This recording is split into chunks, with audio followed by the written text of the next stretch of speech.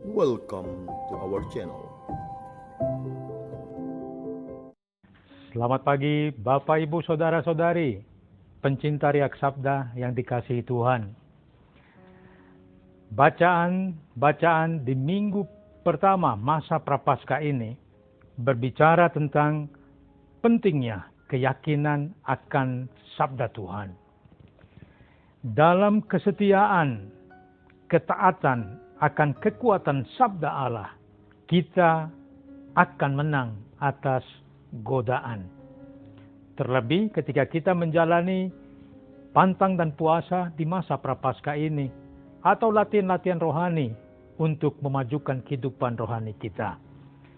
Sabda Tuhan menjadi kekuatan, keyakinan, sekaligus kemenangan kita.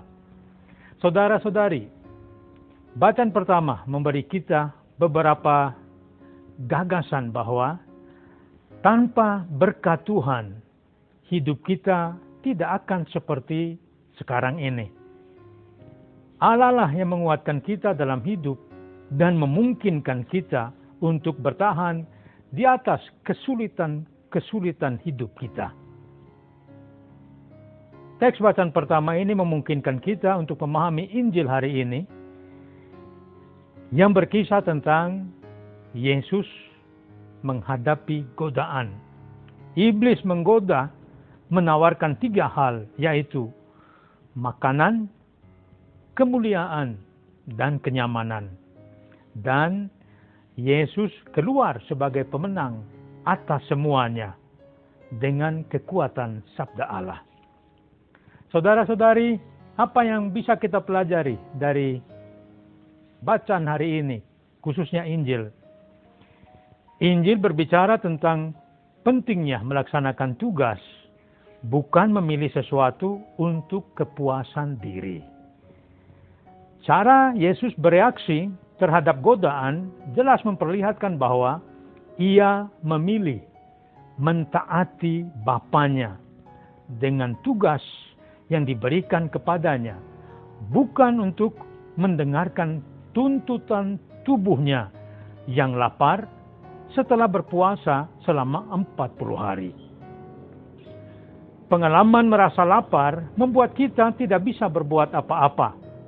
Tetapi lihatlah, dalam keadaan lapar, Yesus justru berdiri teguh dalam keyakinan, taat kepada Bapanya, dan tidak menyerah kepada ajakan iblis. Hal yang sama berlaku juga tentang bagaimana kita mengejar kehormatan, kemuliaan, dan kuasa. Banyak orang marah hanya karena mereka belum disebut nama dalam perayaan yang di dalamnya mereka memberi banyak kontribusi. Misalnya, saya menjadi donatur. Saya telah melakukan ini dan itu. Seolah-olah saya harus disebut nama. Yesus tidak mengikuti tawaran setan untuk popularitas dan kenyamanan diri. Dia lebih suka untuk memenuhi tugas dari Bapa daripada memenuhi ambisi dan keinginan sendiri. Daripada disebut nama, dipuja-puji, Yesus melepaskan semuanya itu. Di saat kritis, apa yang membuat Yesus menang atas godaan-godaan iblis tadi? Yesus menemukan kekuatan yang bersumber dari sabda Allah. Cara Yesus menolak godaan adalah dengan bantuan sabda Allah. Artinya, seperti Yesus, ketika kita menghadapi godaan, apapun bentuknya, jika kita berpegang teguh pada sabda Allah, kita pasti keluar sebagai pemenang. Karena sabda Allah akan mengoreksi keinginan-keinginan kita. Hal-hal yang jauh dari kehendak Allah pasti mampu kita hadapi dengan kekuatan sabda itu.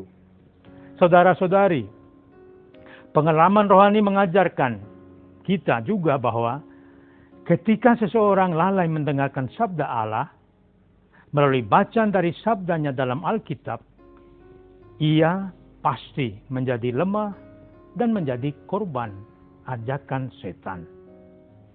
Kita bisa melihat pengalaman hidup kita, bagaimana kita jatuh dalam dosa. Pastikan karena kita mendengarkan diri kita sendiri, bukan mendengarkan sabda Tuhan. Kita semua memiliki godaan. Kita harus mencari perlindungan dalam menghadapi godaan. Dan perlindungan kita, kekuatan kita adalah sabda Allah.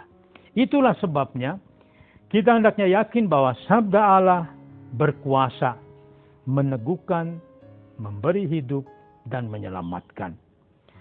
Sabda Allah menjelaskan identitas diri kita sebagai murid-murid Yesus, sebagai putra-putri kesayangan Allah, memberikan keyakinan teguh, keyakinan hati di saat sulit, sakit, derita, dan sekaligus menjadi kekuatan, kepastian untuk menang atas musuh kita, iblis. Saudara-saudari, di awal masa prapaskah ini, mari menyadari bahwa hidup kita selalu dililiti banyak godaan, baik dari dalam diri kita ataupun dari luar diri kita. Kita semua benar-benar membutuhkan kebijaksanaan Tuhan dan bimbingan spiritual yang bersumber dari sabda Allah itu sendiri. Yesus memberi contoh soal kesetiaan dalam tugas yang dipercayakan Allah kita dan keteguhan hati untuk mengikuti sabda kehendak Allah di tengah kesulitan yang kita hadapi dengan mengandalkan kekuatan Allah semata. Saudara-saudari, mari kita semakin mendekatkan diri kita dengan Sang Penyelamat dunia dalam doa, dalam puasa, dan dalam aksi belas kasih atau berderma. Dan supaya hati dan hidup kita diubah olehnya, sehingga hati dan budi kita hanya boleh terarah untuk mendengarkan dan melaksanakan sabdanya. Selamat hari Minggu, selamat menjalani masa puasa pantang.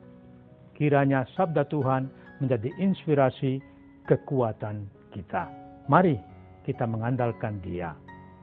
Selamat hari Minggu, Tuhan memberkati.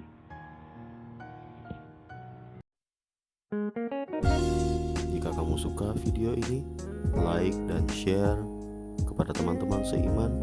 Jika kamu ingin mendapatkan update-update terus, tekan subscribe dan hidupkan tombol lonceng. Terima kasih, Tuhan memberkati kita semua.